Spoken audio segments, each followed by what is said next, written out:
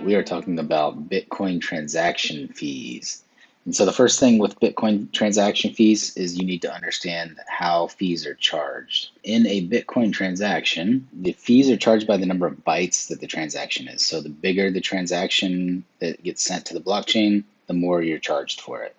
And the simplest way to think about this is the number of unspent outputs or addresses you've received funds from that you're spending are used in the transaction, and then there can be multiple outputs of that transaction. So we're just looking at a couple of sample examples here of a random transaction. So this one only has one input going into it and two outputs. This one has two inputs going into it and two outputs. So therefore, the second one here is going to cost more as far as the number of bytes in that transaction.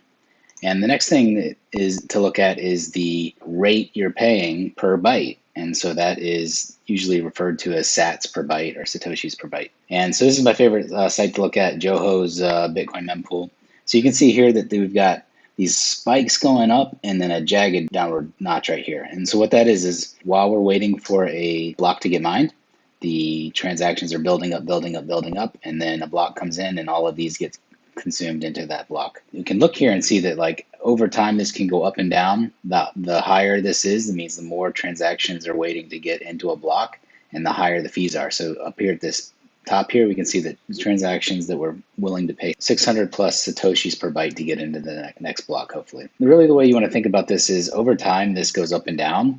And if you don't have a time crunch on your hands, you can actually wait for lower congestion periods on the network to get your transactions in for cheaper. So, for example, here was this last Sunday, and it actually went down all the way into the 1 Satoshi per byte, which is the lowest fee you can have, and started mining some of those transactions. So, if you don't need to get it in right away, wait till a low time on the network and broadcast it in, and you can get things in like creating your lightning channels, moving funds around, sweeping funds. All that should be done when there's lower congestion on the network. So hopefully that makes sense, and now you know a little bit more about transaction fees on Bitcoin.